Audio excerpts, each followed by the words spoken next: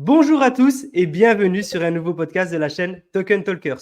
Aujourd'hui, on a la chance et l'honneur de recevoir Nadia Domek, qui est la CEO de Paynov. Comment vas-tu, Nadia? Ben écoute, d'abord, Jean, merci beaucoup pour cette invitation. Je suis très honorée aussi. Ben je vais bien, ça va. L'été s'est bien passé. Donc là maintenant c'est la rentrée. À partir de demain, il y a un grand salon qui va avoir lieu. C'est le Paris Retail Week, dans lequel donc je vais être présente. Voilà. Donc le travail continue plus que Ouais. jamais. Grosse actualité pour toi. On sait que voilà, tu es une femme qui est très, très demandée, très débordée. Tu as beaucoup d'activités. Donc, merci de nous faire l'honneur de nous laisser de ton temps pour justement pouvoir t'exprimer sur la chaîne Token Talkers et expliquer à nos auditeurs tout ce que tu fais parce que voilà, tu as une activité chargée, tu fais beaucoup, beaucoup de choses et on est trop impatient de t'écouter. Nadia, est-ce qu'on peut commencer par une petite question? Est-ce que tu peux nous expliquer quel a été ton parcours avant justement de fonder Paynov? Par quoi tu as commencé? Comment tu en es venu à fonder cette activité, cette société? C'est ça. Alors, ben écoute, moi, je suis vraiment très passionnée par tout ce qui est technologie financière et Ok. donc la monétique en général, puisque je suis ingénieure de formation. J'ai débuté ma première carrière, mon début de carrière chez Ingenico. J'étais la huitième chez Ingenico. C'est pour te dire Wow. que ça remonte à un moment.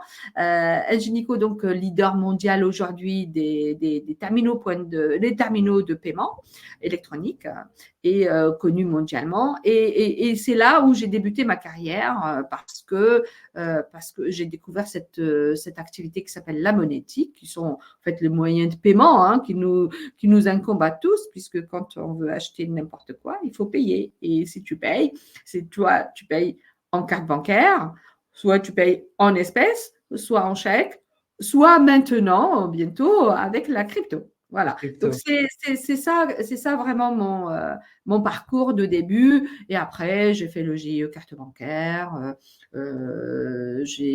où j'ai lancé un projet, très, très joli projet aussi, de paiement sur GSM à l'époque, pour donc l'utiliser dans les taxis, tout ce qui était mobile en fait à l'époque. Voilà. Génial. Donc, je l'avais fait avec France Télécom Mobile, Delarue et Motorola et les banques françaises, bien sûr. Voilà. Et par la Génial. suite, ouais, merci. Et puis par la suite, ben, j'ai rejoint le groupe Canal+. Et là, du coup, j'étais directeur e-commerce et sécurité du groupe, où là, j'ai plutôt œuvré dans tout ce qui était contrôle d'accès, parce qu'il y avait l'accès à la carte, donc au décodeur qui était Mhm. cette époque-là, très hacké. Et donc, j'ai dû travailler sur la carte à puce, donc la carte d'accès qui a permis qui nous a permis donc de changer 3 millions de décodeurs, 3 millions Wow. de cartes. C'était quelque chose de très, très important parce que sans cela, Canal+ était en train de sombrer malheureusement par le hack au niveau européen, voire même africain, puisque Ah ça oui. venait plutôt de l'Afrique. Voilà. Et une fois que j'ai fini Canal+, j'avais fini ce que je devais faire. Si, j'ai lancé le PMU, par exemple, le jeu du PMU depuis son décodeur, au Kidam, au Monsieur Tout le Monde. Pareil, Bravo. c'était un projet assez ambitieux, sympa, où on permettait donc à partir d'une carte bancaire de recharger un porte-monnaie et la personne jouait au PMU.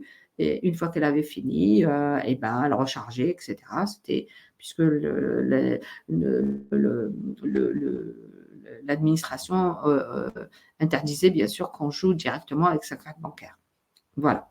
Et après tout cela, bah, écoute, j'ai racheté une entreprise cette fois-ci qui s'appelle Datronic, qui D'accord. s'appelle toujours Datronic, et elle est plutôt éditeur de logiciels spécialisée dans le cinéma, la billetterie de cinéma.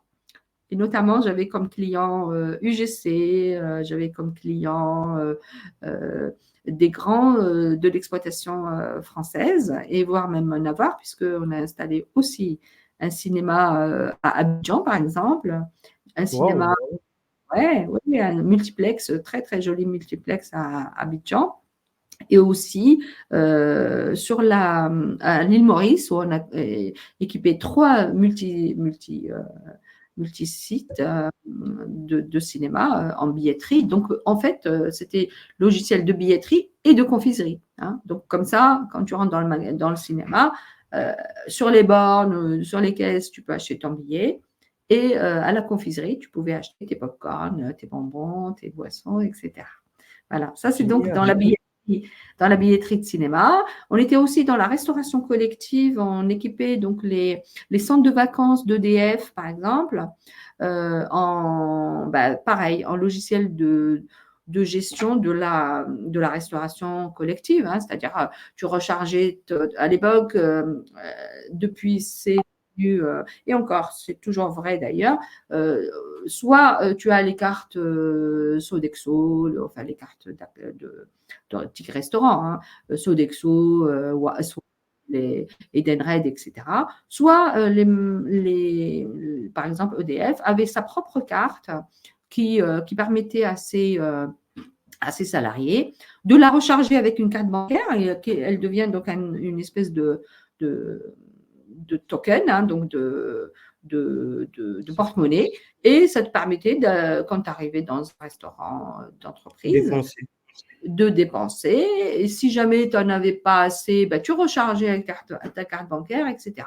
Donc voilà, donc c'était vraiment nos activités phares. Et la troisième activité que j'avais, c'était d'équiper les magasins de primeurs tels que, par exemple, le Grand Frais, hein, tu vois, qui sont des magasins 2000, 3000, 4000 mètres carrés de surface et qui hébergent des poissonneries, des boucheries, des charcuteries, des légumes, bien sûr, hein, fruits et légumes, et en même temps aussi du fromage, etc. Donc à la coupe, enfin bref, tout ça. Donc nous, on gérait toute l'informatique des magasins, hein, des magasins clients, bien sûr, avec donc toute la partie gestion des stocks, gestion des commandes, gestion de la fidélité, etc., etc. Voilà. Donc, on avait vraiment un produit, un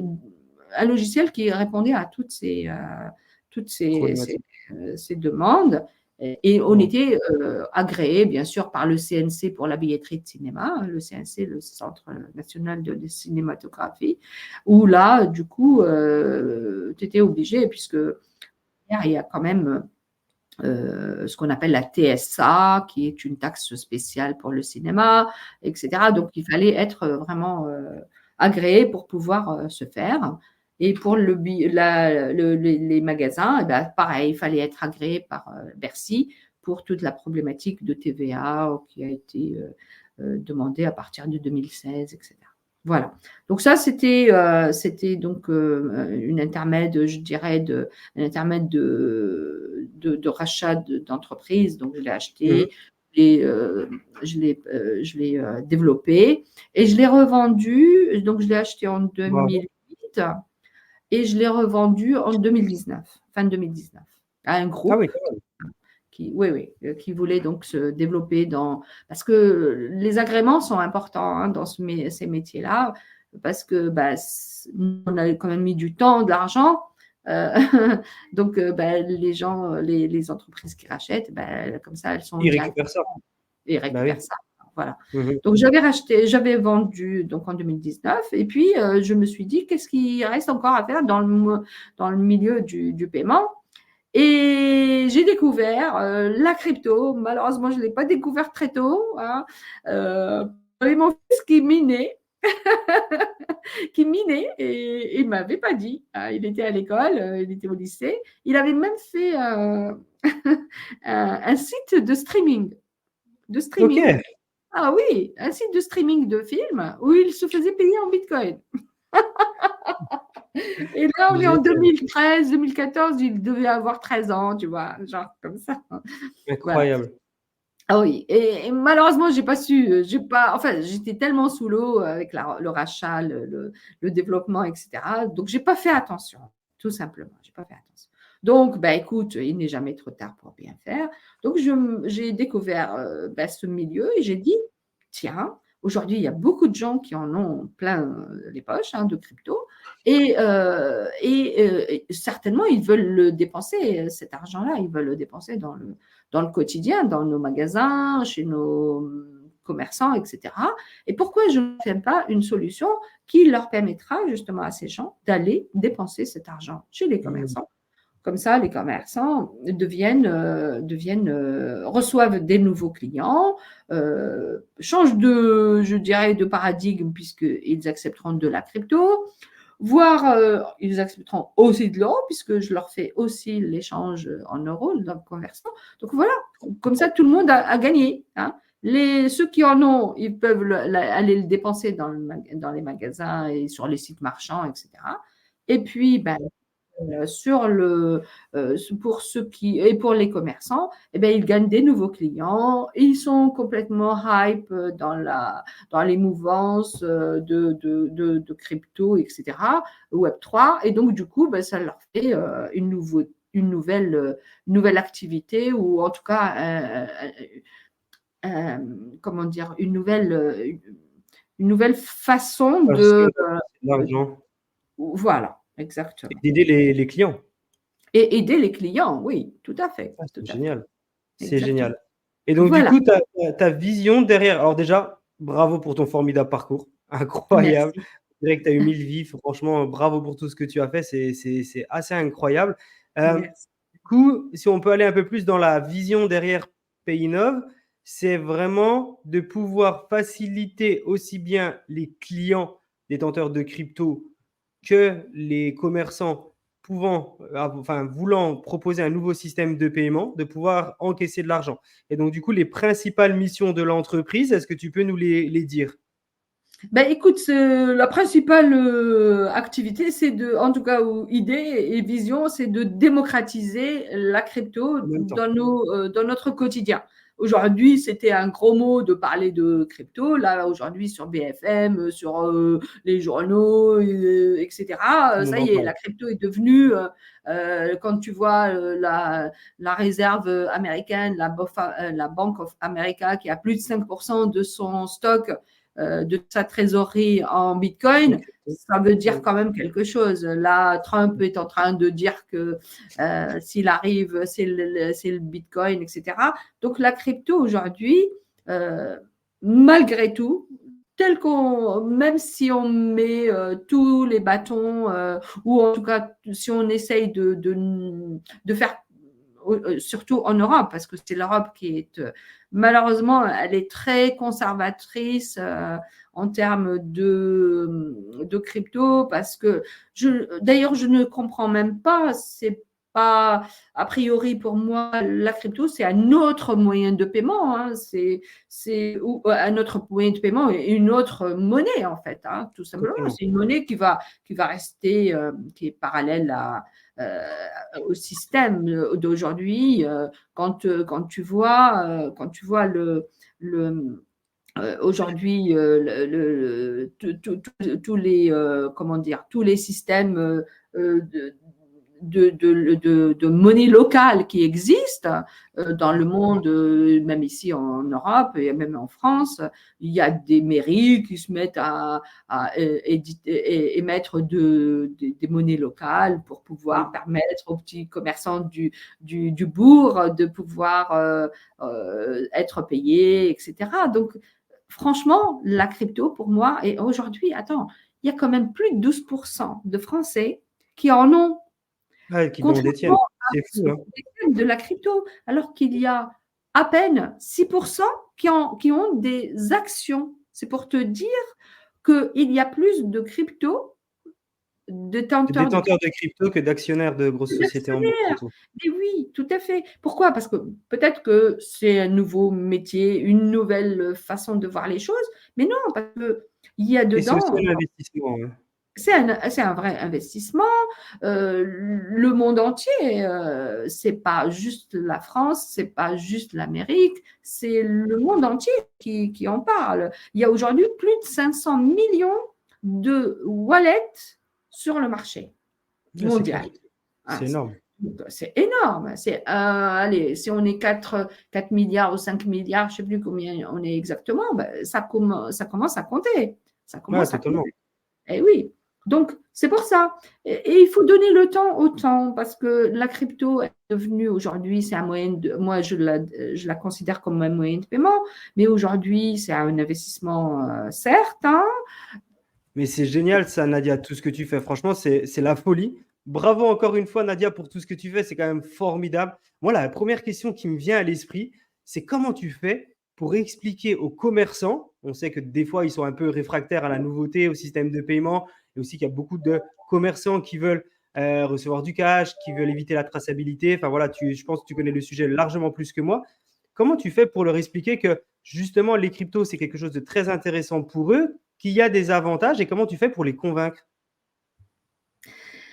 Ben écoute, c'est vrai, c'est une très bonne question. Je te remercie déjà de me la poser parce que c'est là où c'est le nerf de la guerre en fait, hein. C'est là, il Ouais. faut absolument réussir justement pour qu'on réussisse le paiement, il faut que les commerçants soient avec nous, que les clients, bien sûr, les end users soient avec nous. Donc tout le monde doit jouer le jeu, je dirais, et participer à cette belle évolution, voire même révolution, hein, puisque pour moi, c'est une vraie révolution qui nous attend, hein. Elle débute, mais elle n'est pas finie. Donc, il y a les deux types de commerçants. Il y a ceux qui sont déjà convertis eux-mêmes, qui en ont entendu parler, qui ont vu que la crypto, c'est un nouveau moyen de paiement, etc. Ceux-là, Mmh.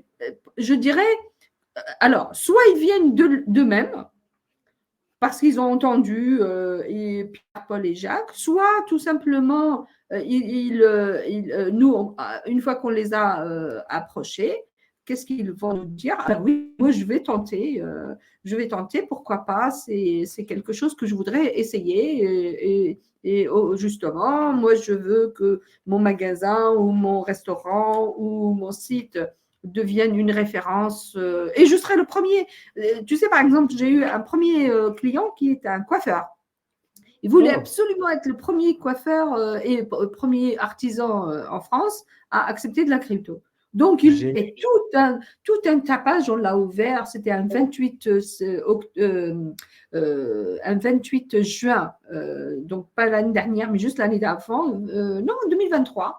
Il a ameuté toute comment dire, les journalistes et tout ça pour être le premier magasin qui accepte la crypto.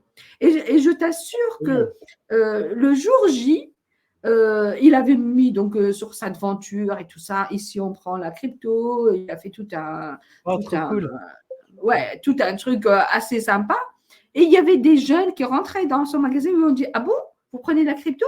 Eh ben, vous allez me faire une coupe ou alors la barbe et je paye en crypto. C'était Mais génial. extraordinaire. Ah, je t'assure, c'était génial. Donc, c'est pour te dire, ça dépend des commerçants. Il y en a certainement qui sont comme celui-là, comme ce client-là, qui sont vraiment assez pushing. Ils aiment bien les nouveautés, ils aiment bien tout ça. Ils veulent parler d'eux aussi, hein, parce Ouais, que, totalement. hein, bien sûr, plus on parle d'eux, plus les gens viennent les voir.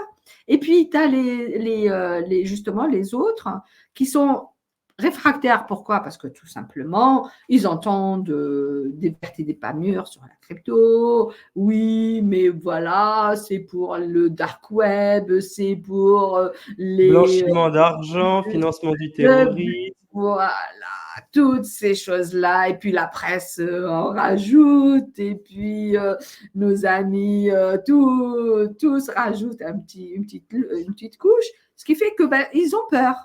Et donc, pour réussir à les rassurer, eh ben, il faut aller les rencontrer. Leur faire, alors, donc, soit par exemple, on organise par exemple des après-midi ou des soirées, on les invite pour qu'ils viennent écouter la bonne parole. Il faut prêcher la bonne parole, en tout cas. Hein, discuter avec eux, leur expliquer, leur faire des démos, leur mettre en place même la solution pour des tests, leur expliquer que tout ce qu'on vous raconte dans les médias, ou en tout cas sur la place, c'est pas tout à fait vrai parce que plus sûr que la blockchain, il n'y en a pas. Aujourd'hui, la blockchain est utilisée pour tout ce qui est traçabilité.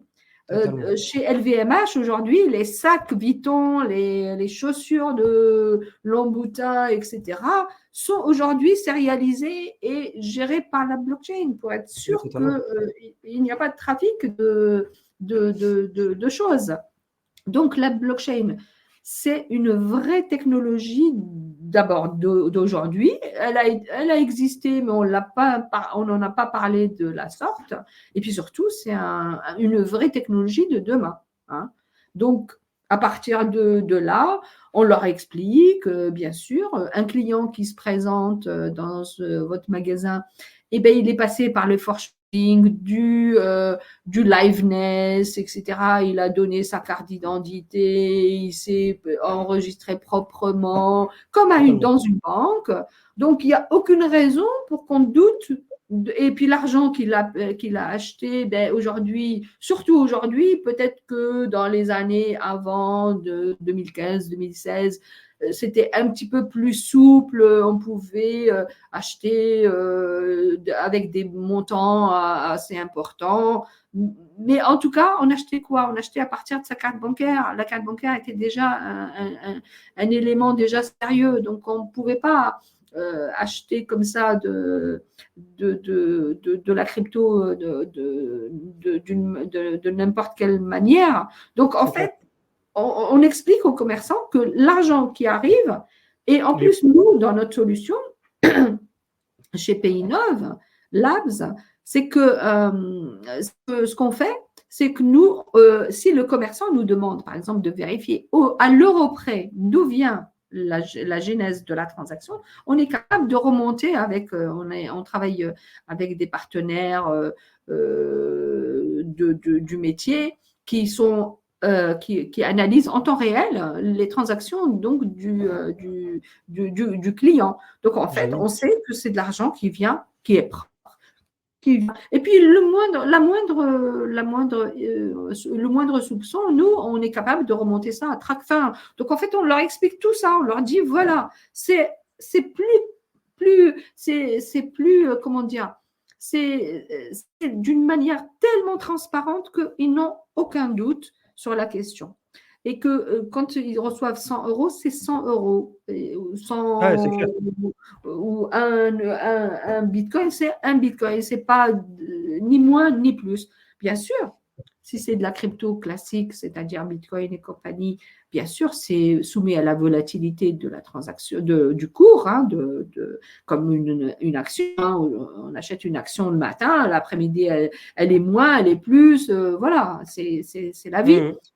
Alors, après, ceux qui ne connaissent pas très bien, ils peuvent partir sur des stablecoins, par exemple, pour être tranquille le temps qu'ils commencent à rentrer dans le système et comprendre comment ça marche. Et à partir du moment où ils ont du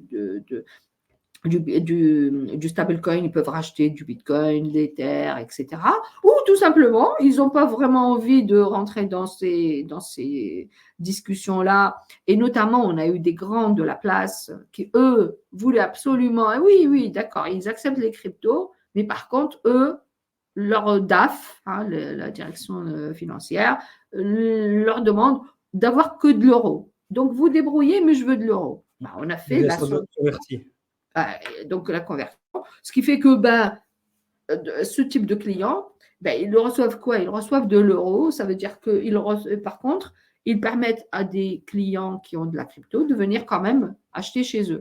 Donc, voilà, donc tu vois, donc on a je dirais les trois typologies, enfin les deux typologies, ceux qui veulent vraiment avoir de la crypto et ceux qui veulent garder la crypto et ceux qui veulent la convertir. Écoute, nous, on est des simples éditeurs de logiciels, on est capable de faire de proposer toutes ces solutions. Et donc, a priori, il n'y a pas de problème. C'est un moyen comme un autre de payer son produit, ses achats. Voilà. Et pour un commerçant, ça ne change pas grand-chose en vrai. Bien, c'est un nouveau système de paiement qui facilite beaucoup de clients, des jeunes, mais aussi des moins jeunes. On sait qu'il y a de plus en plus, tu le disais juste avant, d'utilisateurs de crypto-monnaies. Donc, en gros, le client qui est détenteur de crypto, il peut payer en crypto. Lui, ça, c'est un moyen de paiement supplémentaire. Et après, le commerçant, il décide soit de recevoir de la crypto, soit que ça soit converti automatiquement donc par Payinov, j'imagine, pour que C'est lui ça. reçoive directement sur son compte des euros. C'est ça, C'est exactement. Donc, en fait, fantastique. pour lui, oui, c'est recevoir des nouveaux clients qui, peut-être, s'il n'a pas mis ici, on accepte la crypto, ou sur son site, j'accepte la crypto, ben, il ne serait pas venu chez lui, il serait venu chez le voisin. Parce que le voisin, mais aujourd'hui, combien de sites ont de la crypto? Ben, il n'y en a pas des masses. Nous, on a un voyagiste, donc une agence de voyage. Hein. Ils ont fait d'ailleurs leur première transaction cet été en Matic. Hein. Donc, ils ont eu, je crois, un montant de 15 000 euros parce qu'un voyage à 3, 4, etc., dans des pays lointains, etc., ben, ça chiffre. Hein. Donc, ça, celui-là, donc on vient de l'avoir. On a une société aussi de jeux en ligne, de jeux qui acceptent la crypto et l'Ether, ils marchent d'enfer chez eux. On a un client qui, lui, c'est une boîte qui s'appelle Jurybox Labs, qui permet d'acheter en crypto des cartes cadeaux pour permettre aux jeunes entrepreneurs d'utiliser ces cartes cadeaux pour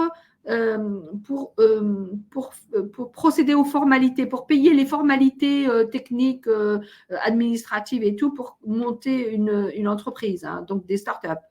Donc voilà, par exemple, voilà, on a le coiffeur, on a un restaurateur qui se trouve rue de la Boétie, donc il s'appelle donc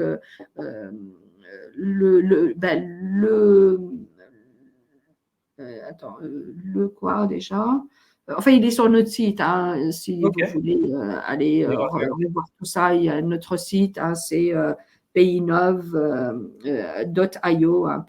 Donc voilà, vous pouvez aller visiter notre site. Hein, donc Payinov. Ça y est, on le voit en bas, Nadia, déjà de l'écran.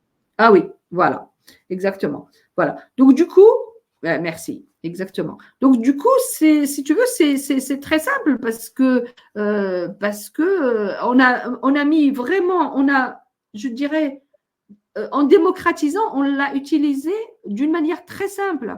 Dans les terminaux de paiement, par exemple, tu arrives dans un magasin, soit c'est son terminal de paiement en Android qui est doté de notre application, soit il a un terminal, son téléphone iOS ou Android, Apple, donc, ou les autres, et il a notre application embarquée dedans.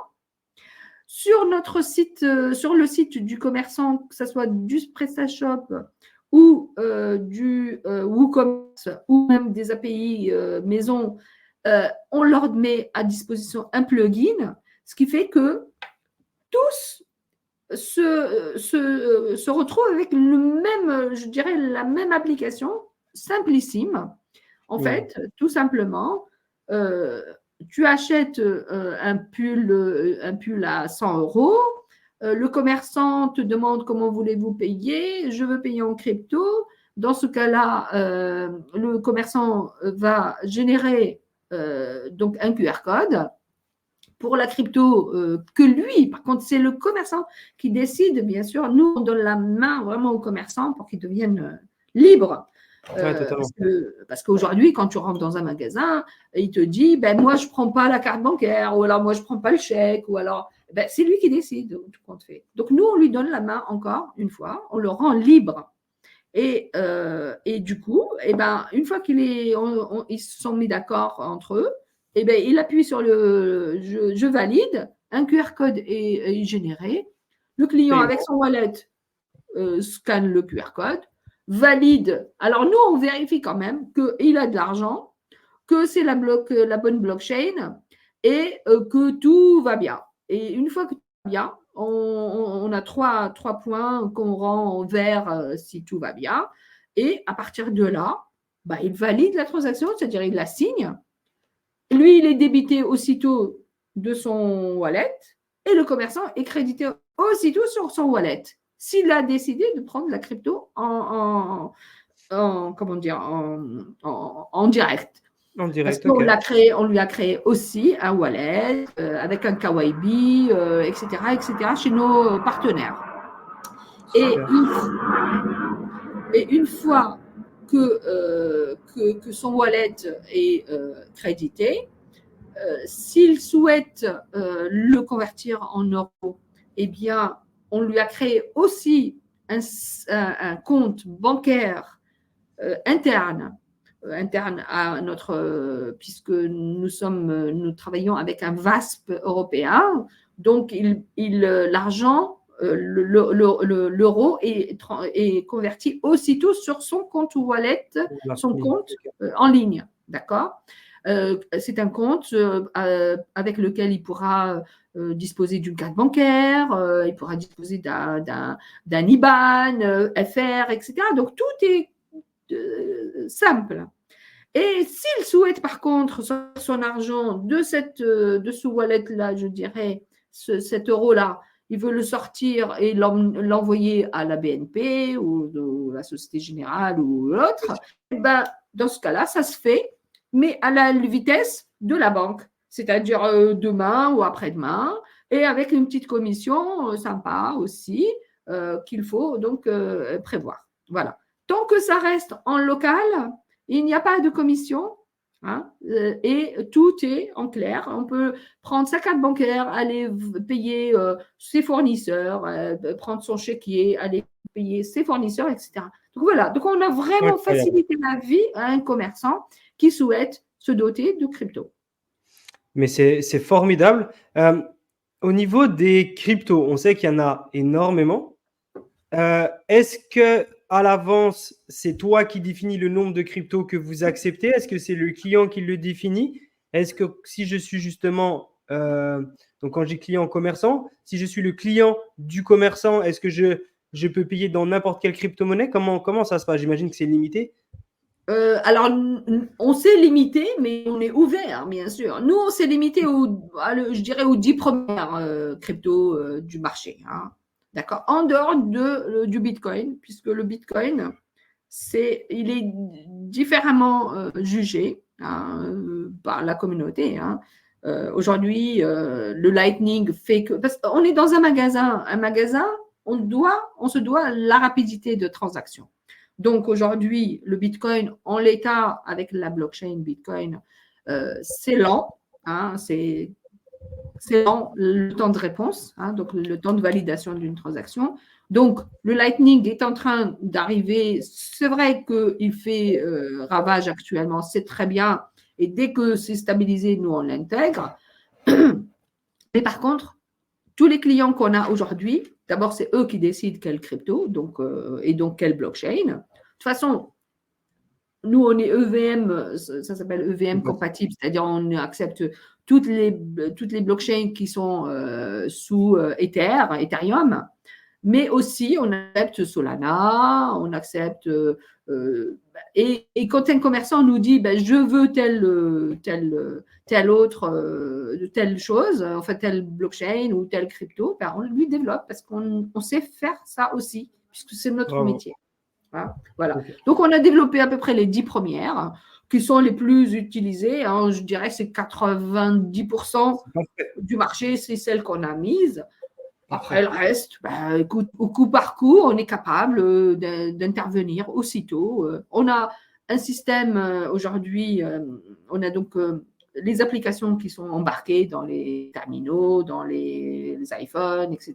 Tu peux même télécharger sur Apple Store notre application Payinov et recevoir donc l'application sur ton téléphone et t'inscrire sur notre système. Et on a un dashboard aujourd'hui qui permet donc, sur ce dashboard, il permet aux commerçants d'avoir l'historisation de ces transactions, les factures, parce qu'on va jusqu'au bout de l'exercice. Hein. Le client, quand il fait une transaction, il reçoit aussi une facture. Hein, comme aujourd'hui, quand tu fais une carte bancaire, ben, tu reçois aussi une facture. Donc, nous, on va jusqu'au bout de l'exercice. Donc, le commerçant, il a tout sur son dashboard. Il peut rajouter, enlever, désactiver, activer. C'est vraiment son organe de décision. Hein. Donc, c'est un vrai dashboard sur lequel donc, il va avoir son chiffre d'affaires, les meilleures ventes, etc., etc. Et le client final, hein, le end user, peut avoir un dashboard équivalent, un peu peut-être moins sophistiqué, parce que voilà, nous, pour le commerçant, il faut déclarer les vendeurs, il faut déclarer, leur donner les droits de faire ci ou de faire ça, etc. Enfin, on a fait un vrai produit professionnel qui permet à un commerçant, comme aujourd'hui, un produit d'encaissement classique, hein, sauf que c'est juste on encaisse de la crypto. Donc voilà. Donc ça, franchement, aujourd'hui, je pense qu'on est excellent, sans vraiment prétention. On est excellent dans tout ce qu'on a proposé aux clients pour pouvoir, aider le commerçant. Et en plus, bien sûr, on l'accompagne, on le forme. On a des tutos en ligne pour qu'il puisse vraiment à tout moment. On a un système d'astreinte, tu vois, le week-end, le jour férié, etc. On est disponible pour nos clients parce qu'on veut vraiment les accompagner pour bien faire. Tu vois, voilà. Donc, il leur manque rien, quoi. Non, franchement, de ce point de vue-là, on ne manque pas du tout. On a essayé de réfléchir comme le monde d'avant pour le monde d'après. Franchement, on a fait comme aujourd'hui un commerçant. On ne le change pas. Il prend de la crypto, il prend de la carte bancaire ou des espèces. Pour lui, c'est pareil. Pareil. Ok. Moi, j'ai une question, Nadia. Je suis commerçant, je suis en train d'écouter le podcast et j'aimerais bien tester ta solution. Oui. Quel est le meilleur moyen de te contacter? Ben, écoute, c'est très simple. Sur notre site, dès que tu te connectes, tu as en haut « Inscrivez-vous ».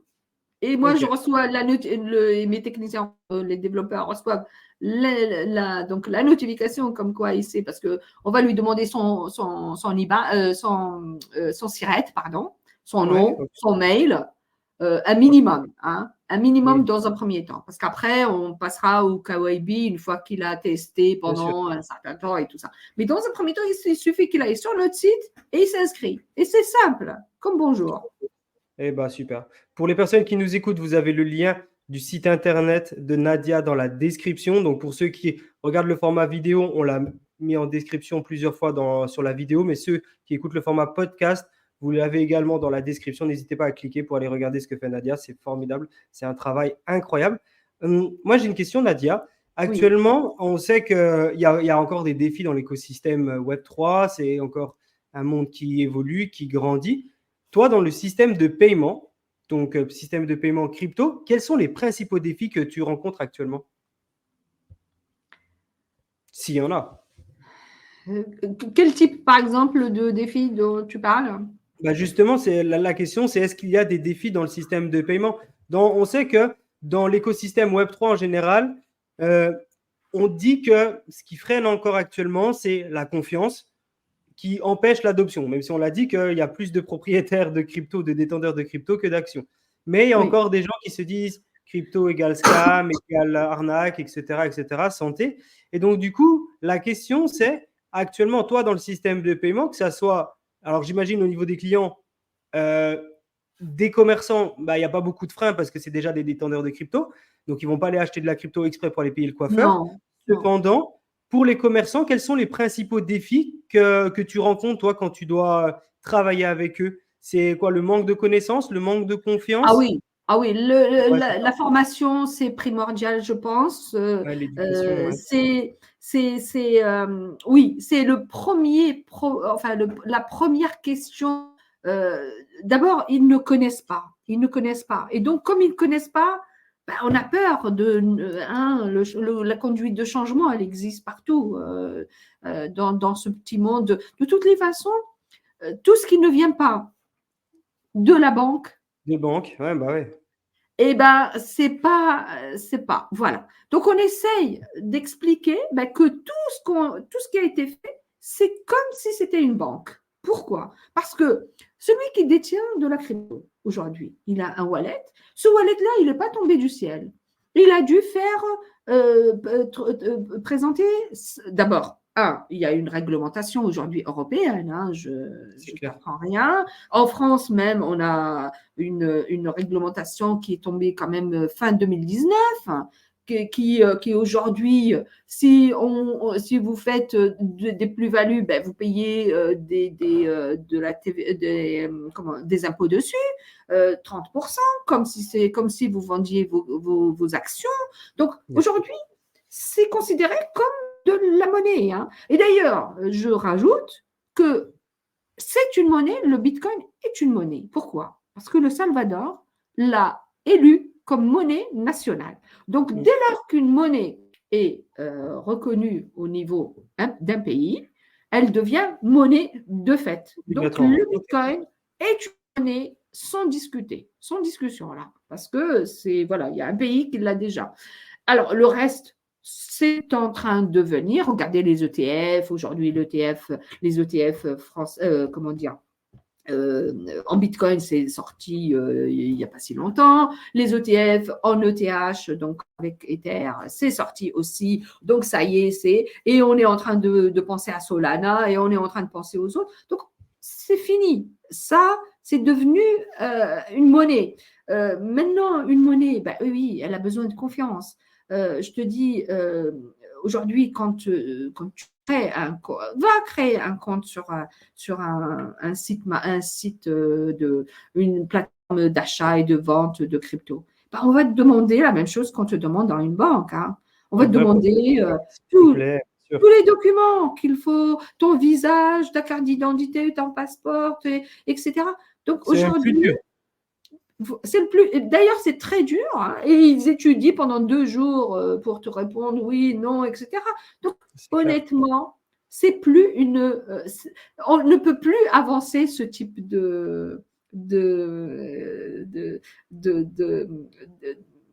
je dirais comment dire, d'arguments fallacieux. Non. On ne peut plus dire ça. Ce n'est pas vrai. Ça a eu peut-être un jour avant, tant que ce n'était pas à ce niveau. Mais aujourd'hui, ça se démocratise. Aujourd'hui, il y a des centaines de milliers d'entreprises qui travaillent sur la question. Il y a des employés. Des grosses entreprises, hein, des banques, il y a tout le monde. Il y a des banques qui travaillent sur la question. Regarde, il y a 2 banques déjà qui sont aujourd'hui, même je dirais 3, mais 2 banques, grandes banques, qui sont la Société Générale et le Crédit Agricole, qui sont paysannes. Pourquoi elles deviennent paysannes? Parce qu'elles ont besoin, surtout pour les ETF, etc., parce qu'il y a eu des clients qui sont allés démarcher leur banque en disant, écoute, si vous ne me proposez pas de la crypto, je vais voir la banque à côté, etc. Donc, ça y est. L'histoire c'est derrière nous, je dirais, l'histoire de la confiance. Et, bien sûr, il faut juste être, bien sûr, comme dans tout système de paiement, il faut être très vigilant parce que l'arnaque, elle est partout. Que ce soit là, le bancaire, regardez combien de mails ou de SMS vous recevez par jour pour vous expliquer qu'il est le conseiller de la banque et ceci. Et les gens, les pauvres, se font, mais avoir à tout bout de champ. Donc, c'est pareil dans la crypto. Si jamais, ne donnez jamais votre site, votre carte, la phrase qui vous a permis de créer votre wallet. Il faut être très vigilant dans tout. Mais ça, c'est notoire, je dirais. Il n'y a même pas besoin.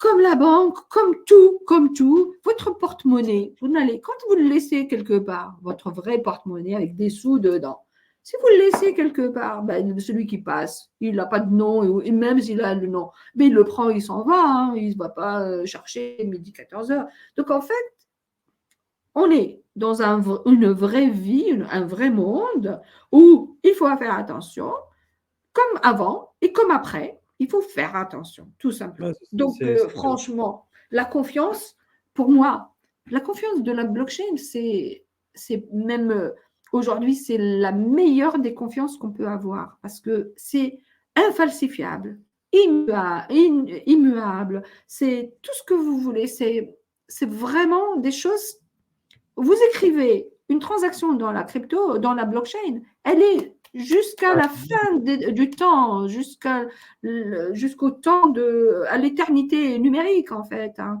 Donc, qu'est-ce qu'on peut dire de plus que juste une adoption? Il faut l'adopter. Pour l'adopter, ceux qui en ont, on ne va pas demander à Madame Michu d'acheter de la crypto pour aller payer avec. Non, c'est dénué de bon sens. Et nous, en tout cas moi, je permets à ceux qui en ont plein les poches de venir le dépenser chez nos commerçants. Parce que nos commerçants ont besoin de nouveaux clients pour subsister, parce qu'aujourd'hui, malheureusement, le système, il est très dur pour les commerçants. On a des étrangers qui viennent et il faut leur permettre aussi de payer en crypto. Là, les Jeux olympiques, ils viennent de se finir. Et bien là, s'il y avait eu vraiment beaucoup de gens qui acceptaient la crypto, et ben peut-être qu'on aurait eu de la rentrée de crypto chez nous. Mais voilà, moi j'ai vu ici, c'est Visa. Alors là, bien sûr, moi je l'ai même posté sur LinkedIn. Visa, ici, on n'accepte que la carte Visa. C'est pour te dire que même Mastercard n'a pas réussi à avoir le marché des Jeux Olympiques. Donc, c'est Visa. Visa, c'est quoi? C'est la carte. Visa, c'est le premier avec Mastercard aujourd'hui sur le marché mondial. Donc, s'il y avait eu des gens, ici on accepte la crypto, je pense qu'il y aurait eu beaucoup de gens qui seraient allés acheter des produits, des vêtements, etc., des jeux. Et voilà, soyons libres. On est en pays de démocratie, et même dans le monde de la démocratie, il faut permettre à tout le monde de vivre comme il le souhaite, et surtout, bien sûr, avec toutes les assurances qu'il faut. Je ne discute pas l'assurance. Les assurances, il faut une garantie, ça, je ne discute pas. Je viens du monde de la carte, hein, donc du paiement. Et je sais que la confiance, elle est basée d'abord sur la garantie aujourd'hui, mais permettons au système d'évoluer. Après, c'est le marché qui va décider. Ça va marcher ou ça ne va pas marcher. Laissons le marché se faire. C'est tout. Ah non, c'est clair. C'est clair. J'ai une question par rapport à ça. Tu parlais de marché. On sait qu'il existe Payinnov et Payinnov Brésil. Tu es donc sur les deux marchés, aussi bien français que brésilien, ou je me trompe? Et actuellement, est-ce que tu as principalement des clients en France ou tu en as aussi du coup à l'international? Eh bien, écoute, aujourd'hui, donc, on a effectivement la France avec les commerces qu'on a, et on est en train de développer pour justement, là, on a une plateforme, par exemple, de restauration rapide qui va adopter notre solution et qui va la diffuser. Donc, j'espère qu'on sera bien connu et reconnu. On s'est rapproché d'un éditeur de logiciels de caisse qui, lui, a pas mal de clients et il va aussi proposer notre solution sur le marché. On est en train d'approcher aussi un grand groupe de la restauration pour y aller aussi et que la restauration devienne, le paiement crypto devienne juste un simple outil de paiement comme un autre. Voilà, donc nous, en France, on essaie de développer. Et puis à l'étranger, donc on est au Brésil, effectivement, parce qu'on a voulu l'Amérique du Sud, moi qui la connais par mon ancien monde, puisque j'ai dû y aller du temps où j'étais chez Ingenico pour justement mettre en place la monétique sur l'Amérique centrale et l'Amérique du Sud. Et donc, du coup, je connais un petit peu le monde, en tout cas le Brésil, et j'ai débuté par le Brésil. Pourquoi? Parce que le Brésil très, très friands de la crypto. Hein. C'est des gens qui ont beaucoup de crypto. Et puis surtout, voilà. Et puis surtout, ils ont une monnaie qui est très, très fluctuante, qui se dévalue, etc. Et donc là-bas, c'est le dollar, hein, c'est pas l'euro, hein, bien sûr. Et donc, du coup, la crypto, c'est une autre alternative pour eux. Donc, ça fonctionne. Et une autre ambition, c'est d'être donc bien développer le Brésil et aller aussi en Argentine, puisqu'on a aussi des entrées sur l'Argentine, et voir pourquoi pas la Colombie, etc. Enfin, l'Amérique du Sud, quoi. Hein. Voilà, pour l'instant. Voilà, dans un premier temps. Après, dans un troisième temps, on a des vues aussi sur l'Afrique, mais Bravo. petit à petit, voilà, l'oiseau fait son nid, comme on dit. Et puis, de toutes les façons, nous, on est là pour démocratiser la crypto. Donc, on fera tout pour qu'un jour, la crypto devienne juste une histoire ancienne et que, bah, voilà, c'est un paiement comme un autre. Hein. On n'invente rien, hein. C'est juste, on C'est génial. permet à des gens qui en ont plein les poches, comme je le redis encore une fois, de pouvoir Dépense. dépenser leur argent là où ils veulent, chez qui ils veulent. Ouais, totalement. Totalement. Donc, quand tu parles donc de commerce, je sais aussi que tu parles d'e-commerce, si je dis pas de bêtises. Donc, Oui, si je suis un e-commerçant et que j'ai une boutique physique, je peux aussi l'utiliser pour ma boutique en ligne. D'accord. en Mais ligne. même si je suis 100% boutique en ligne, je peux aussi utiliser Paynum. Complètement, complètement, puisqu'on a un plugin pour les gens de e-commerce, hein, donc PrestaShop et WooCommerce, qui sont je dirais, allez, 50% du marché PrestaShop ou WooCommerce. Et le reste, ben, c'est des API, des gens qui ont développé leur propre site marchand. Donc là, du coup, c'est pareil, ils peuvent intégrer comme ça la main levée notre plugin. Donc au contraire, nous, que ça soit en ligne ou dans les magasins, on est présent. Voilà. Ok. On sait faire.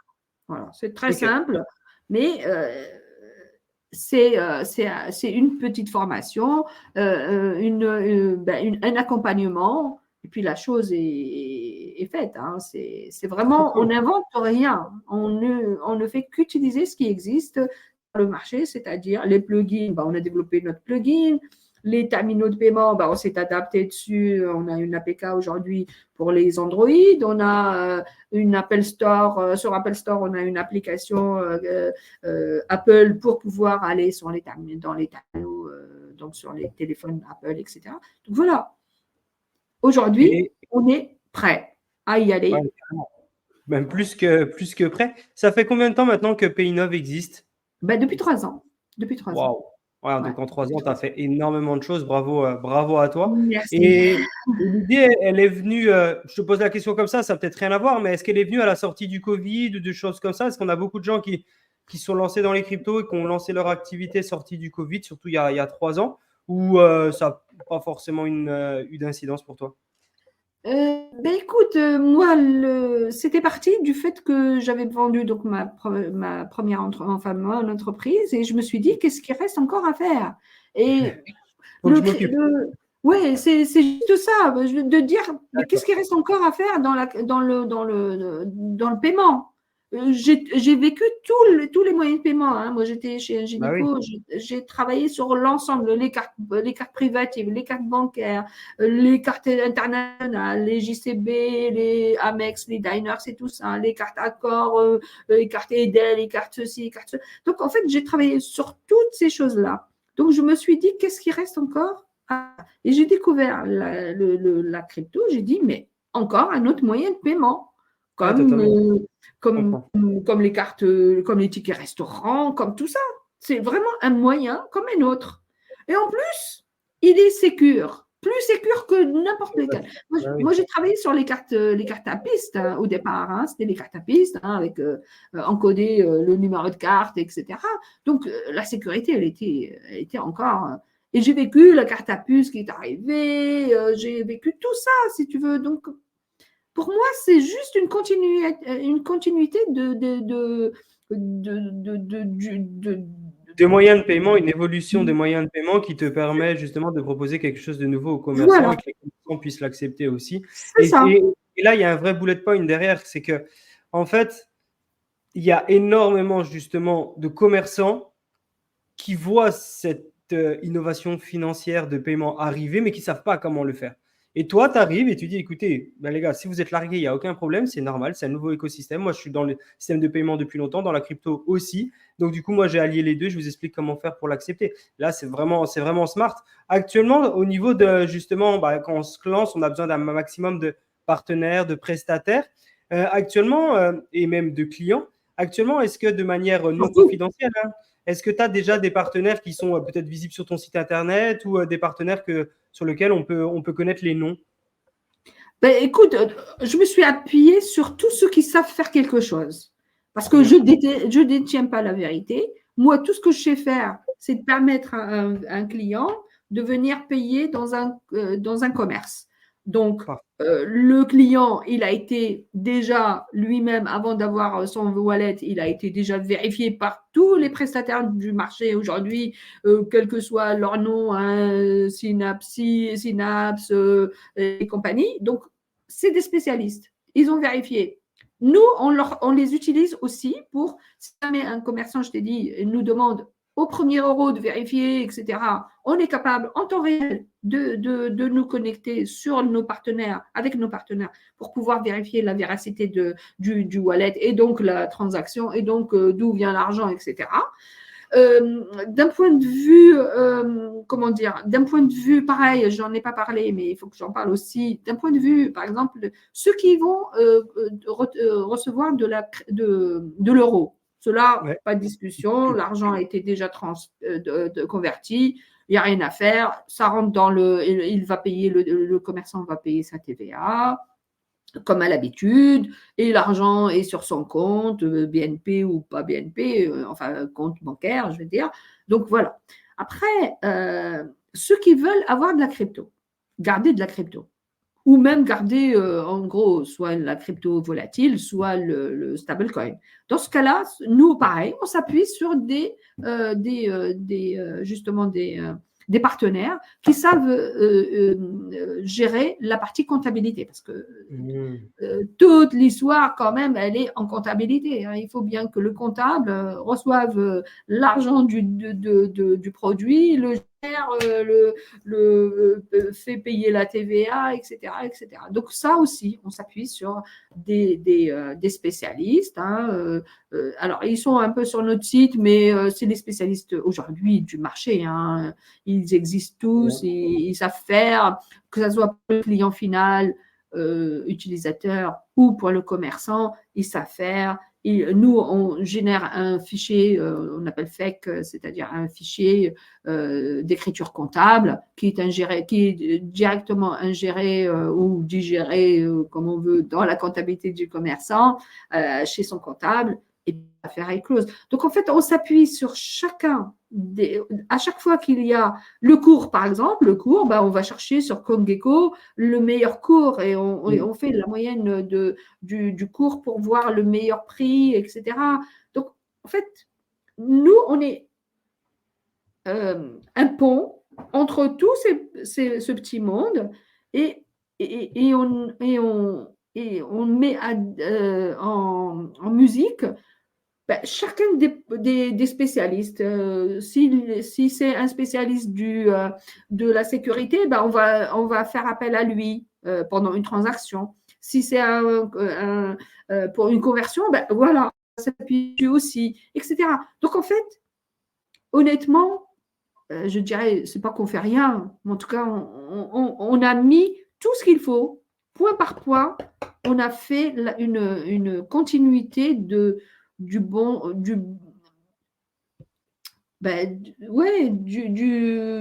bon déroulement du système du de paiement. bon déroulement d'une transaction de A à Z. Voilà. Aujourd'hui, une carte bancaire, qu'est-ce que tu veux? Tu la lis, tu composes ton code, tu fais une demande d'autorisation. Le soir, ça se télécollecte. Voilà, c'est aussi basique que une transaction bancaire. Donc moi, qui connais tellement le monde d'avant, franchement, j'ai rien fait d'extraordinaire pour le monde d'après, puisque c'est la même chose. En Ouais, et plus, puis, c'est sûr. En plus, c'est sûr. En plus, c'est sûr. En plus, c'est que. Parce totalement. qu'aujourd'hui, chez les commerçants, tu laisses ta carte, s'ils gardent les cartes bancaires, là, les cartes, les numéros de carte, s'ils sont hackés, ça y est, tu as entendu aujourd'hui la sécurité sociale qui s'est faite hacker, le PMU qui s'est hacké, enfin bref. Là, la crypto, ça ne hack pas, hein, c'est la blockchain. Il n'y a personne qui peut hacker. Ouais, et puis Sauf une si on réponse. a donné les moyens, on a donné les clés pour ouvrir. Mais si tu ne donnes pas les clés, personne ne peut hacker. Ce n'est pas possible. Totalement. En tout cas, bravo, vraiment bravo pour ça, Nadia, parce qu'on voit vraiment la puissance qu'il y a derrière. Et peut-être je pourrais rajouter une chose, c'est qu'il y a beaucoup de commerçants qui se disent oh, moi, les cryptos, j'y connais rien. Ok, certes, je ne veux pas l'utiliser, je ne connais rien. Mais en vrai, est-ce que vraiment vous savez et que vous comprenez la technologie qu'il y a derrière Visa, Mastercard ou même un simple virement? Non. Et Non. pourtant, vous l'utilisez tous les jours. Et pour la crypto, ça va être la même chose. Cherchez pas à regarder la partie technique, cherchez pas à aller dans les trucs qui sont très compliqués, parce que c'est pas si compliqué que ça. Mais la technique, en général, on ne regarde pas comment ça fonctionne, on regarde les cas d'usage. Et les cas d'usage, c'est comment ça fonctionne, est-ce que ça fonctionne bien, est-ce que c'est sécurisé. Et là, Nadia vous a expliqué que oui. Donc vraiment, allez à fond là-dessus et vous posez-vous moins de questions sur la partie technique. Ça, c'est super important. Surtout que si c'est adopté de plus en plus et partout, c'est forcément qu'il y a une grosse valeur. Moi, Nadia, j'avais une question par rapport à justement, on voit ce qui est en train de se faire et comment c'est en train d'évoluer là, donc entre le mode passé et le présent. Moi, j'ai un peu une question qui vient par rapport au futur. Comment tu vois justement le futur des cryptos, de l'adoption, dès l'adoption des systèmes paiement en crypto dans les commerçants? Comment tu vois, je ne sais pas, une projection sur les 5 prochaines années? Et aussi, du coup, comment tu vois et qu'est-ce qu'on peut souhaiter à Payinov pour ces 5 prochaines années? Alors, pour moi, Question piège, non? non, non, c'est pas un piège, c'est une vraie question hein, qu'il faut se poser. De toute façon, je ne suis pas Madame Irma pour te dire ce qui va se passer dans 5 ans. Tout ce que je souhaite, c'est que ça continue, que La courbe la évolue. courbe, voilà, que la courbe continue d'évoluer, parce qu'aujourd'hui, on était à 12% au début de cette année, là, on est en septembre. La prochaine fois, c'est la date avec le KPMG qui font toujours une étude en début d'année. La prochaine fois, on ne doit pas être très loin de 15-20% d'adoption. Donc les gens, et puis les jeunes, il y a une typologie de jeunes aussi qui rentrent. Aujourd'hui, Lydia a fonctionné à merveille avec les jeunes. Je t'envoie un Lydia, tu m'envoies un Lydia de 10 euros, de 5 euros et tout ça. Ça a fonctionné. Aujourd'hui, c'est devenu carrément basique. Et ben, demain, en tout cas, je l'espère, c'est que la crypto devienne un vrai transfert moyen. Aujourd'hui, moi, je dis dans le paiement, mais tout ce qui va permettre d'envoyer de l'argent à l'autre. Donc, aujourd'hui, le paiement, c'est normal. On envoie l'argent à celui qui a fourni une prestation, un commerçant. Demain, on a eu, par exemple, une association de notaires qui veut se faire payer aussi en crypto. Toute la partie, bien sûr, qui leur appartient, hein, pas la partie administrative. Hein. Ça, toujours, tant qu'on ne peut pas payer ses impôts en crypto, c'est difficile aujourd'hui. Mais pourquoi pas tout ce qui est transactionnel en fait, hein, c'est ça. Il y a des coachs, par exemple, qui aujourd'hui se font payer en crypto. Il y a des formateurs qui se font payer en crypto. Voilà, donc c'est un nouveau monde. Et encore toute par quoi? C'est juste par le moyen de paiement, parce qu'on achète toujours le lait, on achète toujours le pull, on achète. De toute façon, on achètera toujours quelque chose et il faut la payer. Et pour la payer, il y a des moyens et ça fait partie d'un des moyens. Donc, plus ça. Alors, ce qu'il faut savoir quand même, c'est qu'aujourd'hui, les commissions bancaires par rapport aux commissions crypto, c'est Ça n'a rien à même voir. pas. Ouais, voilà. Donc, ça va peut-être aider les commerçants à voir un peu plus loin, se dire voilà, moi, je permets. De toute façon, il faut que la carte bancaire aujourd'hui, elle est à 95% présente dans les magasins. Donc, de toute façon, celui qui ne prend pas la carte bancaire, ben, il perd des clients. Et ben, demain, celui qui n'aura pas la crypto, il perdra aussi des clients. Donc, c'est complémentaire. Moi, je ne veux pas les banques normales qu'elles appliquent ce type de commissions. Pourquoi? Parce qu'elles ont investi dans tout un système aujourd'hui mondial, etc., avec Swift, avec les réseaux bancaires, etc., etc. La carte coûte cher, etc. Donc, je ne discute pas les commissions bancaires. Ils ont des gens aussi qu'il faut payer, enfin bref, tout ça. Donc, mais la crypto aujourd'hui, elle est encore abordable, c'est abordable. Un commerçant reçoit de la crypto et il a des commissions beaucoup, beaucoup moins élevées qu'une transaction bancaire. Donc, il faut qu'il utilise cette manne, cette possibilité de l'utiliser.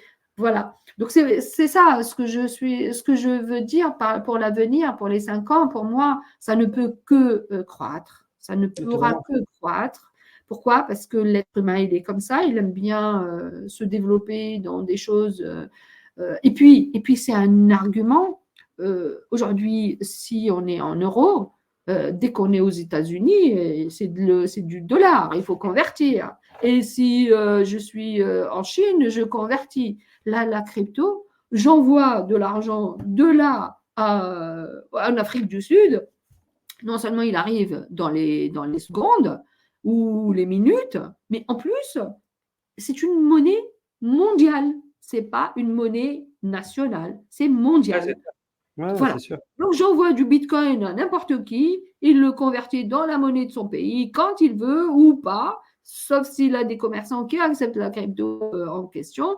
Mais tu te rends compte, c'est-à-dire que si on arrive à mettre un maillage mondial, eh bien, il n'y a plus besoin de convertir en fait. L'argent arrive de suite, c'est mondial, ça se comprend de partout. Nous, notre logiciel, il parle français, il parle anglais, il parle chinois, il parle portugais, il parle espagnol. Voilà, nos applications, je veux dire. Donc, honnêtement, qu'est-ce qu'on peut faire de mieux? Juste obtenir le maximum de clients et de faire adopter cette crypto qui paraît l'Himalaya, mais en fait, c'est même pas le Mont Blanc, même pas le Mont Blanc, même pas. C'est même pas le pont d'autoroute du quartier. Même pas. C'est juste le bon sens paysan qu'il faut juste adopter. Si on veut vraiment se rendre libre, la crypto ne connaît pas ni les vacances, ni les jours fériés, ni le soir, ni la nuit, ni le matin. On envoie à n'importe quelle heure de la journée, de n'importe quand, le samedi, le dimanche, ça arrive de l'autre côté, il n'y a pas de discussion. Enfin, voilà, c'est un autre monde qu'il faut qu'on adopte aussi. Ok, bah parfait, merci pour ça et merci vraiment pour l'explication. Quand on se lance dans une activité de paiement, comme tu le fais, est-ce qu'il y a de la réglementation? Comment ça se passe, la réglementation? Est-ce que justement, il y a aussi des défis qui sont réglementaires? Est-ce que toi, tu as dû avoir de la réglementation ou pour le moment, ce n'est pas nécessaire? Est-ce que tu peux nous en dire plus? En effet, si je devais convertir moi-même ces cryptos pour mes clients, oui, je serais obligée d'être PESAN, voire VASP, pour pouvoir gérer la monnaie, en fait. Hein, c'est ça le deal. Donc, pour l'instant, nous, on n'est que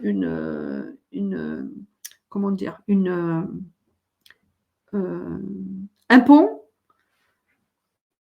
entre deux personnes. Ça s'appelle du peer-to-peer, hein, c'est-à-dire du wallet du client vers le wallet du commerçant. Nous, on intervient où? Juste que on vérifie que ça se passe bien dans la blockchain. On n'a aucune influence sur une transaction. Donc, on ne peut pas modifier le prix, on ne peut pas modifier rien. Tout simplement, c'est qu'aujourd'hui, même quand tu achètes de la crypto en ligne, tu achètes une crypto, tu mets ta carte bancaire, on t'envoie tes cryptos, tu n'as aucun moyen d'intervenir sauf à faire plus rapide, moins rapide, parce que les mineurs vont être payés un peu plus, un peu moins, etc. Mais aujourd'hui, nous, on est vraiment une interface technique entre deux mondes, le monde de l'utilisateur et le monde du commerçant. Voilà. Donc pour l'instant, Mika est en train de se mettre en place pour l'Europe, hein, mais il n'y a pas de Mika ni aux États-Unis, ni en Afrique du Sud, ni en Amérique du Sud, ni nulle part. Il n'y a que chez nous. Voilà, bon, chez nous, on aime bien réguler avant de tester. Les autres préfèrent tester avant de réguler, mais voilà, donc il faut s'adapter. Hein. De toute façon, s'il faut réguler, ben, on régulera. Donc, en tout cas, nous, l'idée de Paynov, c'est qu'on devienne VASP. Donc, on va demander donc une certification VASP, hein, donc pour pouvoir opérer sur l'Europe entière. L'Europe, pas le monde malheureusement, mais le monde c'est différent. Chaque continent et chaque pays va être un peu particulier. Donc, on va le faire la courant 2025. Et on est en train aussi de travailler sur la partie PSP. Donc, on deviendra aussi un prestataire de services de paiement pour pouvoir opérer et surtout pouvoir offrir à un commerçant une solution complète, de la carte bancaire à la crypto. Voilà. Comme ça, il aura tout made in Paynov. Wow, bravo pour ça et bah, force à toi, ça fait encore des grands défis qui arrivent dans les prochains mois. Ouais, bravo à toi en tout cas, voilà, on voit que tout est carré, que tu fais bien les choses et ça te représente bien parce qu'on voit que voilà, depuis que tu es dans le monde pro, tu as fait une carrière qui est assez formidable dans différentes grosses boîtes, etc. Donc vraiment, je pense que ça t'a permis justement d'apprendre beaucoup de choses. Et quand on parle d'apprentissage, justement, grâce à ces nombreuses expériences, quelle a été peut-être la plus grosse leçon que tu as apprise dans ta carrière ou au cours de ces dernières années, notamment dans le domaine monétique et paiement? Ah là là, j'en ai eu pas mal. J'en ai eu pas mal et j'en ai une qui me tient à cœur parce que si on l'avait vraiment, c'est pas négatif, mais c'est pour te montrer quand même que on est précurseur de plein de choses en France et que malheureusement, quand ça ne dépend pas de nous, ben, on n'y peut rien et ça ne peut. Voilà. C'est ma solution c'est la solution que j'avais mise donc de paiement. On est en 99, 2000. Je mets en place, donc je suis au GIE carte bancaire et je viens du monde d'Ingenico, donc du monde, le vrai monde technique. Et je vois les téléphones, je fais une petite étude de marché à l'époque, il y avait à peu près 14 millions de personnes de téléphones sur le marché. Hein. Il y avait à peu près 10 millions pour France Télécom, ou 9 millions pour France Télécom. SFR devait avoir 2 ou 3 millions, et Bouygues devait avoir 2 ou 3 millions, donc ça fait 14 millions. Donc je me dis, tiens, c'est un véritable moyen de paiement, en tout cas d'outils de paiement, hein, d'outils. Pourquoi je n'utiliserais pas mon téléphone pour devant un distributeur de billets, lui dire écoute, donne-moi de l'argent, je fais tout sur mon téléphone et lui, il me donne juste mon argent. Je suis dans un taxi, pareil, je lui paye la chose depuis mon téléphone. Je n'ai pas besoin de rentrer ma carte sur un terminal, etc. Donc, j'avais fait vraiment de cette manière-là, je me suis dit, c'est la meilleure solution qu'on puisse mettre en place. Donc, on l'a faite. J'ai réussi à convaincre France Télécom Mobile, à l'époque FTM. Motorola a changé un terminal qui s'appelle le StarTAC. Il l'a changé puisque c'était un téléphone avec un clapet qui se fermait. Donc, on a dû utiliser le lecteur carte bancaire à la place donc, de la SIM et ils ont rajouté au-dessus un petit add-on pour mettre une clé USB, enfin une carte SIM dessus. Et le projet a été présenté au salon retail. Alors à l'époque, ça s'appelait Salon Carte. On l'a présenté, il a été, mais vraiment tout le monde en parlait. Ça s'appelait ITH. Donc, tout le monde en a parlé. J'ai été interviewée par des Américains, des Anglais, des Allemands, des Français. Je suis allée à l'atelier de la BNP le présenter. Enfin, bref, ça avait fait le tour, je dirais, le tour du monde. Pas du monde, mais en tout cas le tour d'un certain. Tout le monde était ah ouais, mais ça c'est une vraie solution. On a fait même des tests avec Aquarelle en ligne pour acheter. Moi j'ai même des CD, je peux te montrer ça. Franchement, c'était des CD où il y a eu d'enregistrer par exemple un monsieur dans le taxi qui voulait offrir des fleurs à sa femme parce que c'était la Saint-Valentin et donc depuis son téléphone, il achetait les fleurs et envoyait le fleuriste qui venait livrer sa femme. Enfin, c'était vraiment un truc de fou. C'était possible. On est en 2000, hein, avant Lydia, avant tout ça. Et on a fait ça pendant 1 an, 2 ans. Ça a bien fonctionné. Tout, après, une fois que France Télécom est parti, il y a eu du Bouygues, du SFR. Moi, j'en ai à la maison des StarTech, des téléphones de chez, comment ça s'appelle, de chez Sagem qui s'est mis à faire aussi du terminal comme ça. Enfin bref, tout le monde s'est mis, c'était vraiment parti. Et malheureusement, ce qui est arrivé, c'est qu'on devait passer, les banques devaient signer un contrat avec les opérateurs pour pouvoir donc leur permettre parce que un téléphone, c'est la responsabilité d'un opérateur. Ouais. Hein, la SIM qui est dedans, c'est l'opérateur. Donc, il appartient à l'opérateur. Et la carte bancaire, elle appartient à la banque. Hein, parce que nous ne sommes que des porteurs de cartes. La carte que tu détiens n'est pas ta carte. Tu n'en es qu'un porteur. Et donc, il fallait passer. Donc, moi, au départ, quand j'ai lancé le projet chez OGIE Carte bancaire, je leur ai dit écoutez, moi, j'ai 3 solutions. Soit on met notre application bancaire dans la carte SIM, soit les opérateurs mettent la carte SIM dans notre carte bancaire, soit chacun chez soi. C'est-à-dire une carte bancaire dans un lecteur et une carte SIM dans un lecteur. Ça a été statué, on met chacun chez soi et on est parti sur ça. D'accord? Pourquoi pas? Sauf que le fait qu'il y ait chacun chez soi, à un moment donné, quand on compose son code sur un téléphone, etc., c'est l'application, elle est quand même chez l'opérateur. Enfin, sur le téléphone. Et à cette époque-là, ce n'était pas encore aussi développé que maintenant. Que maintenant. Donc, du coup, les banques ont pris peur. Elles ont dit, non, nous, on est des banques, donc nous, on maîtrise le bancaire, donc les flux bancaires, et les opérateurs ne doivent s'occuper que des flux de transvaser leur métier, qui est les tuyaux. Ce sont que des tuyaux.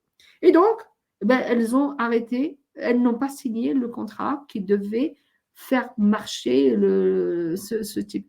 Ils ont mis 20 ans pour que maintenant seulement ça fonctionne.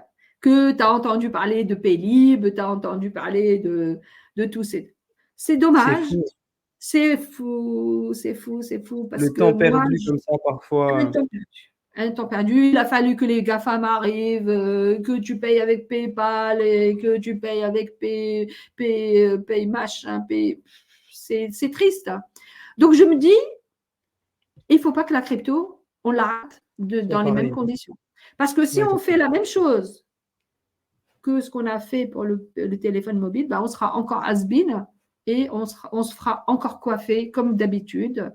Voilà. Donc, c'est mon seul regret, si tu veux.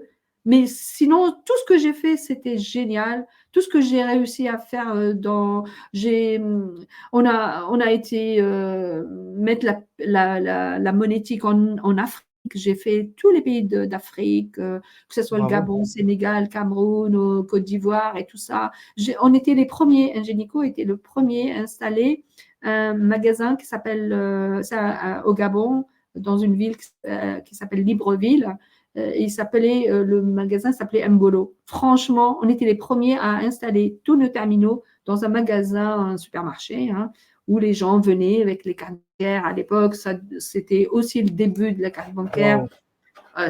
Mais j'ai vécu vraiment des moments merveilleux. Honnêtement, je ne regrette en rien ce que j'ai fait. Je trouve que ce que j'ai fait, c'est beau. C'est très, très beau. Ah, après, quand on parle de leçons apprises, c'est des choses positives, ça peut être des choses négatives, ça peut être Oui, vraiment plein de choses. Et là, on voit que effectivement, bah, tu as un background qui est incroyable, qui est exceptionnel et qui t'a permis justement d'apprendre et de voir énormément de choses. Nadia, moi, j'ai une dernière question. On arrive gentiment à la fin du podcast. bien Et sûr, avec plaisir. le dernier sujet du podcast, on laisse toujours le mot de la fin à notre invité. Donc, le mot de la fin, ça peut être une anecdote. Ça peut être un sujet que tu voulais traiter ou qu'on pourrait traiter sur lequel tu voudrais démarrer. Ça peut être un sujet qu'on a commencé, mais sur lequel voilà, tu voudrais rajouter des précisions, peu importe. Tu as ce mot de la fin, ça peut durer 10 minutes, 5 minutes, 30 secondes, c'est toi qui décides. On t'écoute. Ben, écoute, je te remercie en tout cas de m'avoir permis de parler beaucoup de ce que j'ai fait, pas de Oh, moi-même, parce que moi, bravo. j'étais qu'un numéro, j'étais qu'un maillon de la chaîne, hein, parce que j'ai travaillé beaucoup avec des équipes. On m'a fait confiance. J'ai travaillé avec Jean-Marie Messier. J'ai travaillé avec des grands de la place. Honnêtement, je suis ravie d'avoir fait ce que j'ai fait. Je te dis, j'étais la 8e chez Ingenico. J'ai fait le tour du monde pour Ingenico. Oui. Mm. Je suis restée 7 semaines en Australie pour monter l'Australie. Vraiment, je suis ravie de ce que j'ai fait. Et si c'était à refaire demain, je referais la même chose. Ah, je t'assure, vraiment, je suis quelqu'un de passionné dans ce que je fais. Et j'ai vécu vraiment les débuts de la monétique et des moyens et des paiements. Hein, donc, puisque les paiements avec Roland Moreno qui a inventé la carte à puce, qu'on a réussi quand même à mettre en place dans les années 90, etc. Moi, je suis sortie d'école en 85, donc voilà, ça me rajeunit pas, mais en tout cas, j'ai vécu vraiment l'évolution, toute l'évolution, rien que l'évolution du paiement. J'ai œuvré, je suis allée pour les banques, j'ai vécu les débuts du paiement, du e-commerce, donc paiement en ligne, qui était pas une petite affaire, puisque pareil encore. Visa et Mastercard se battaient pour avoir qui allait avoir le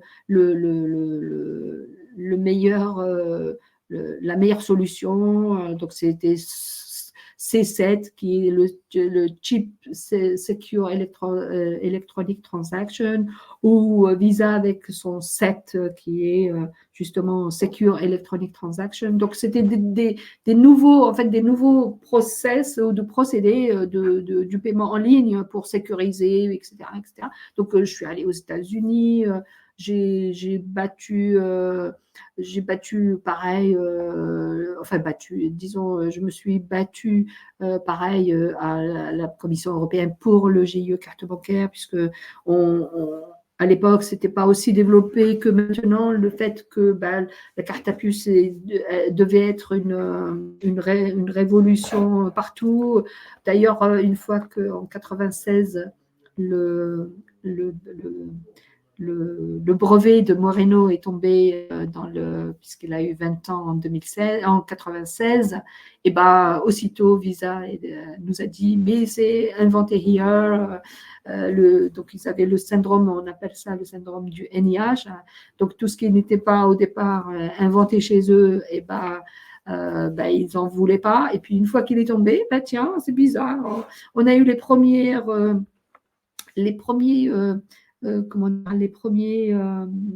process qui s'appellent EMV, hein, puisque nous, on travaillait sur la B0', la B. Enfin, c'est des masques de carte à puce dont je parle. Hein, je parle de technique, là. Et à partir de 96, on nous a sorti un nouveau concept qui s'appelle EMV. Hein, donc, E comme Eurocard, M comme Mastercard et V comme Visa. Et on nous l'a imposé, et il l'a imposé non seulement à l'Europe, qui était détentrice quand même des nouveaux, en fait, qu'on était les premiers à faire ça, parce qu'aujourd'hui, même aujourd'hui, la carte à puce aux États-Unis, mais il n'y en a pas, hein, c'est de la carte à puce. Hein, l'Américain moyen, il sort les cartes, il en a 10 000 sur son portefeuille, et toutes c'est des cartes. Et en plus, le système américain, c'est un système de crédit et non pas de débit comme chez nous. Hein. Donc, eux, ils se rémunèrent sur le crédit. Hein. Toute transaction est un crédit. Alors que chez nous, ici, c'est du débit. Hein. Aujourd'hui, on est en train d'arriver au crédit. Hein. Pareil, les cartes, maintenant, elles s'appellent cartes de crédit, alors que c'est une carte de débit. Hein. Ouais. Mais bon, voilà, on vit aussi avec le monde et on vit et on change un petit peu tout ça. Mais voilà, donc Ouais, ça évolue, hein, ça évolue. En Suisse, par exemple, on a le choix des deux. Quand tu vas à la banque te propose, est-ce que vous voulez une carte de crédit, une carte de débit direct, ou vous pouvez avoir les deux en même temps. Donc, deux cartes, une carte de débit direct, une carte de crédit. Et en fait, au début, quand je suis arrivé en Suisse il y a plus de 20 ans, bah, en fait, on donnait automatiquement des cartes de débit, sauf que les cartes de débit, elles passaient pas partout. Quand tu voulais faire des paiements en ligne, tu pouvais pas, parce que les cartes de débit, en fait, elles n'ont pas ce système de relief. Tu pouvais pas faire de caution, tu pouvais rien faire, tu pouvais juste payer. Exactement. Oui. Et donc, du coup, après, bah, moi, je me suis dit, bah, je vais aussi prendre une carte de crédit.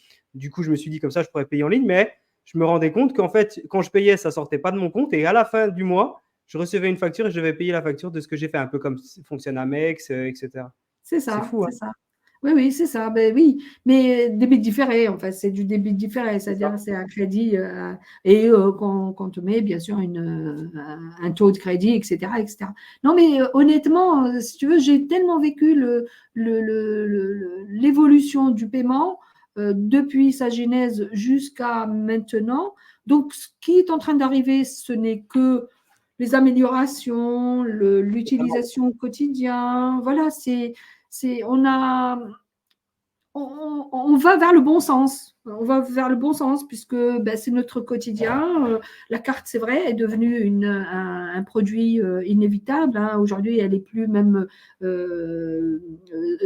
qu'une carte physique, mais elle devient aussi une carte virtuelle que tu as dans ton Apple Store, ta Apple Pay, ou tu as ou chez PayPal, ben, tu as des comptes. Enfin bref, voilà, on a changé de monde, on a changé, on a évolué. Le Web 3, on a rajouté pas mal actuellement, c'est pareil, avec tout ça. Donc, qu'est-ce que tu veux que je dise de plus? Moi, je me dis, et je le redis encore, mon slogan auquel je tiens beaucoup, c'est je dis qui mieux que Nadia Domek, spécialiste des paiements et pionnière en crypto, peut relier parfaitement les systèmes traditionnels et les transactions de crypto-monnaie pour votre commerce. Donc, c'est génial.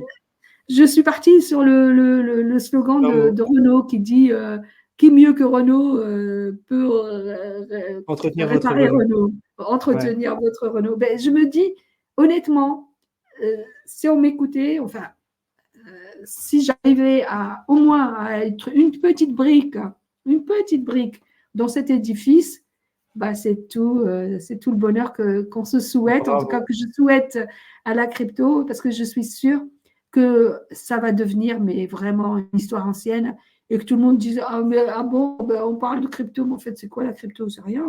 C'est juste un moyen de paiement. Bien sûr. Après, bien sûr, ce qu'il faut, c'est pouvoir acheter avec sa crypto une maison, acheter une voiture, acheter des voyages, ça commence, acheter quoi, c'est bêtement. Consommer en crypto. Consommer en crypto. Ben, voilà, c'est pas sorcier, c'est pas compliqué. C'est juste qu'il faut qu'il y ait des solutions sur le marché qui soient aptes à le permettre. C'est tout. Parfait. La technique, elle est là. Tout est là, en fait. Tous les ingrédients sont prêts. Il suffit juste de l'utiliser. Vivement les prochains mois et les prochaines années pour voir cette évolution et cette évolution avec toi, Nadia. En tout cas, merci vraiment pour tout ce que tu nous as expliqué dans le podcast, pour toute la valeur que tu as apportée. Bravo encore une fois pour tout ce que tu fais. Et force à toi pour la suite, là, parce que Paynov, c'est que le début. 3 ans dans l'écosystème des cryptos, on sait que c'est le début et que le temps est devant. Et voilà, j'invite tous les commerçants qui nous écoutent à contacter Nadia directement sur le site PayInnov. Vous avez les liens dans la description. Et voilà, si vous avez besoin, vous pouvez aussi la suivre sur LinkedIn. Elle est ultra, ultra présente et elle partage beaucoup, beaucoup d'informations. Merci Nadia pour ton temps. Merci, À très merci et longue vie à PayInnov Labs. Eh ben, longue vie à PayInnov Labs. Merci. À très vite. À très vite et merci à toi, Jean, pour ce moment de partage, hein, vraiment de partage. Et j'ai été vraiment ravie de pouvoir discuter comme à la maison avec toi. Trop cool. À très vite. À très vite. Au revoir.